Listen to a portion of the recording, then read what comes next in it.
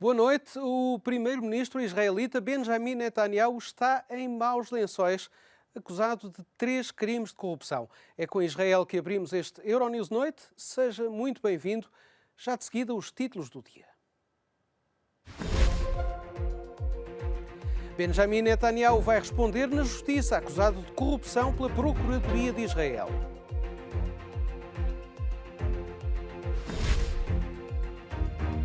Em Portugal, o dia foi de protesto para as forças de segurança. Milhares de polícias e militares da GNR concentraram-se frente à Assembleia da República. A Guiné-Bissau vai às urnas no domingo. Há 12 candidatos a estas presidenciais.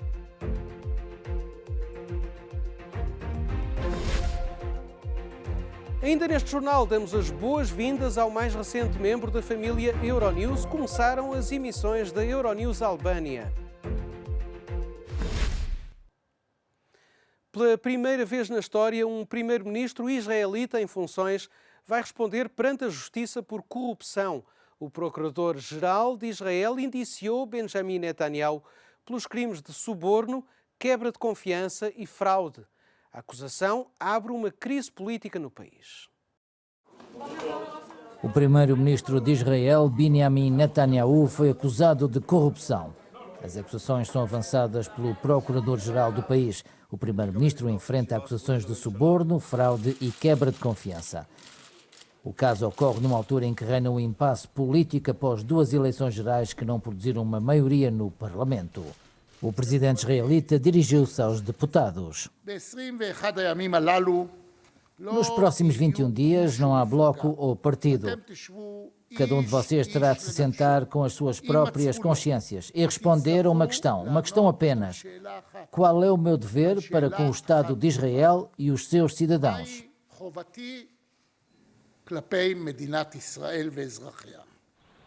Na quarta-feira, o rival de Netanyahu, Benny Gantz, anunciou também não ter conseguido formar uma coligação com maioria parlamentar. O anúncio de Benny Gantz segue um anúncio anterior feito pelo primeiro-ministro Netanyahu. Milhares de polícias e militares da GNR estiveram concentrados durante toda a tarde frente à Assembleia da República em Lisboa, em protesto por melhores condições de trabalho, melhores salários e mais segurança. O protesto começou com um desfile em que participaram cerca de 3.000 pessoas. Os números cresceram com a chegada ao Parlamento e ao longo da tarde é uma manifestação anunciada como a maior de sempre das forças de segurança em Portugal. Foi convocada pelos principais sindicatos e contou com uma grande adesão de membros ou simpatizantes do Movimento Zero, um movimento reivindicativo anónimo criado no seio da PSP e da GNR e que esteve a encabeçar esta manifestação. O Movimento Zero não está isento de polémica, já que muitos o acusam de estar ligado aos setores mais à direita e tem o apoio expresso dos líderes dos partidos Chega e PNR. O líder do Chega, André Ventura, marcou presença na manifestação e foi convidado a discursar. O protesto começou a dispersar depois do discurso de Ventura.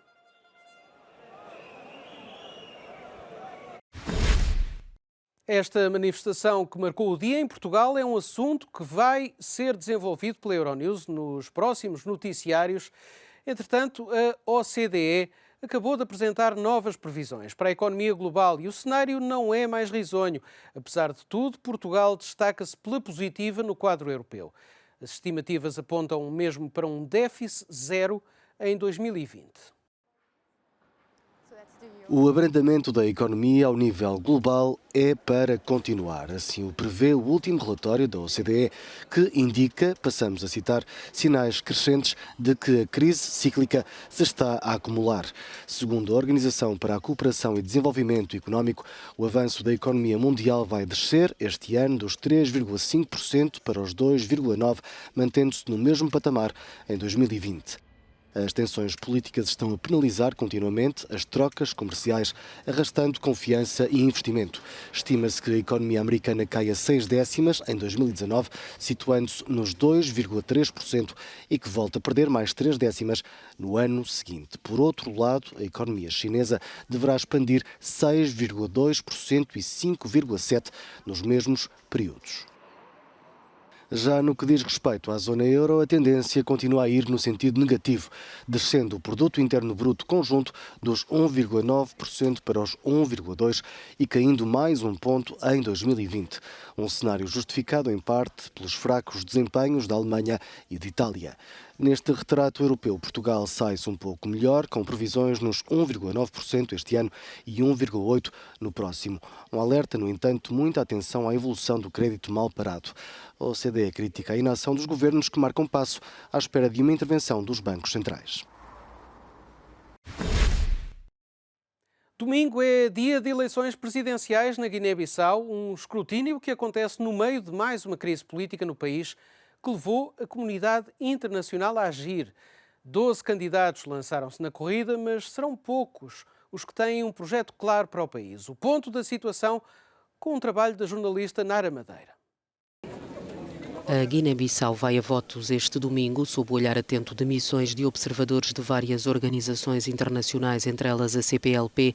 São 12 os candidatos às eleições presidenciais. O atual chefe de Estado, José Mário Vaz, e o presidente do principal partido do país, Domingos Simões Pereira, são dois deles. A campanha eleitoral, que termina esta sexta-feira, arrancou num momento de especial tensão política, depois do presidente demitir o governo de Aristides Gomes, que ele próprio nomeou após as legislativas de 6 de março, por se recusar a fazer do líder do PAIGC primeiro-ministro. José Mário Vaz nomeou Faustino Imbali para o cargo, mas as reações da comunidade internacional, de grande parte dela pelo menos, levaram Imbali a demitir-se. A Comunidade Económica dos Estados da África Ocidental, da qual a Guiné-Bissau faz parte, exigia a sua demissão e ameaçava com pesadas sanções aos responsáveis pela instabilidade política, um regresso ao passado não muito longínquo do país. Apesar do recuo, os chefes de Estado da CEDEAO decidiram reforçar a presença da Força de Interposição ECOMIB no país, temendo uma possível tentativa por José Mário Vaz de usar as Forças Armadas para se impor. A organização africana queria evitar um eventual golpe de Estado. Apesar do burburinho, o chefe das Forças Armadas guineenses afastava o temor, garantindo que os militares estão sujeitos à Constituição e que não voltarão a violá-la. É neste cenário que acontecem as presidenciais, eleições cruciais para o país, ainda que para o líder da Rede Nacional das Associações Juvenis faltem ideias e propostas aos candidatos. Nós, enquanto jovens, esperávamos que os candidatos sejam capazes de apresentar manifesto político, que sejam capazes de apresentar suas visões sobre a Guiné-Bissau nos próximos 5 anos, caso forem confiados o destino do país. Mas, infelizmente, nem todos os candidatos dispõem do manifesto e isso acaba por dificultar a escolha por parte de jovens. Recentemente, nós promovemos 8 organizações, principais organizações juvenis do país. Nós promovemos um debate, um diálogo entre a juventude e os candidatos. Infelizmente, dos 12 candidatos que estão a concorrer para as eleições, apenas compareceram 3 candidatos. E isso, de facto, é lamentável. Nós esperávamos uma outra atitude por parte dos candidatos que primassem pelo diálogo, pelo debate político, ao invés de continuarem com discursos de trocas de acusações e outros tipos de discursos com rastros étnico-religiosos, que é nada bom para o fortalecimento da nossa democracia. O que vai acontecer é uma incógnita, mas a divisão estridente do eleitorado que votava PAIGC pode penalizar Domingos Simões Pereira. Se a primeira volta não for conclusiva, parte-se para uma segunda, marcada para 29 de dezembro. E agora, no desporto, chegou ao fim uma história de mais de 2 décadas no Mundial de Rallys. A Citroën anunciou que vai deixar a competição na próxima temporada, isto porque lhe falta um piloto de elite, depois da saída de Sébastien Ogier. É o fim de uma era no Campeonato do Mundo de Rallys. A Citroën abandona a competição depois de 21 temporadas entre a elite do automobilismo. A decisão, que já estava prevista, mas apenas para 2021, foi antecipada devido à saída de Sébastien Ogier, que deixou a equipa sem um piloto de topo para 2020. Para trás ficam 102 corridas ganhas, 9 títulos mundiais de pilotos, todos conquistados por Sébastien Loeb e 8 de construtores. A marca francesa irá agora apostar nas corridas de resistência e aponta a participação nas 24 horas de Le Mans em 2023. Quanto ao Ogier, é o favorito a ocupar o lugar de Ode Tanak na Toyota. O campeão do mundo em título deixa a marca japonesa e na próxima temporada irá conduzir ao volante de um Hyundai, o vencedor do último Mundial de Construtores.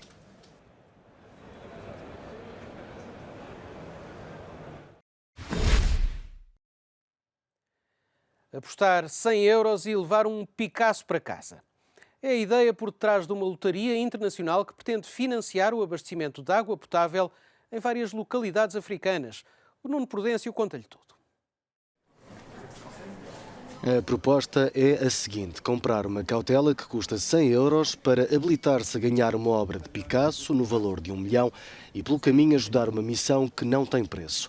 O quadro Natureza Morta é o chamariz para apoiar a ONG CARE, que trabalha para facilitar o acesso à água potável em vários países africanos. A iniciativa parte do Museu Picasso, em Paris.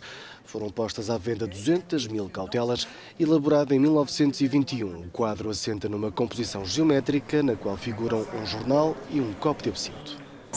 Trata-se de uma obra muito interessante porque faz a ponte entre o passado cubista de Picasso e a aventura posterior do surrealismo.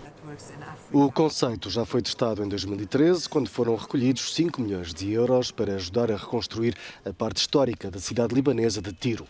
Desta feita, a operação centra-se na CARE, que trabalha no abastecimento de água potável em países como Marrocos, Madagascar ou Camarões. As frações podem ser adquiridas online.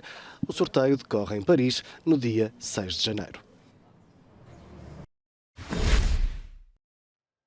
E a família Euronews tem mais um membro. As emissões da Euronews Albânia começaram a partir dos estúdios em Tirana. Aos nossos novos colegas, desejamos as boas-vindas.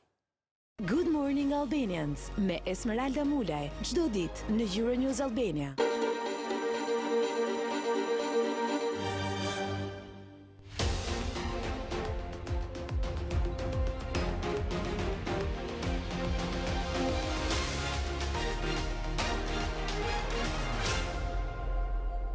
A Euronews Albânia será um ponto de referência em relação às notícias não tendenciosas e imparciais para os territórios de língua albanesa. Albânia, Kosovo, Macedónia do Norte, nos Balcãs onde há albaneses ou na diáspora.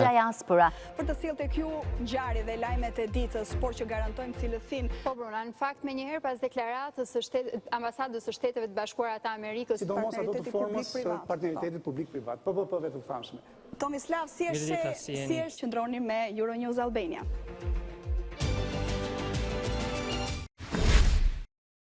E é assim com votos de boa sorte, ou aliás, Fat e Mire, como se diz em albanês, que fechamos este jornal. Fique bem, continue connosco.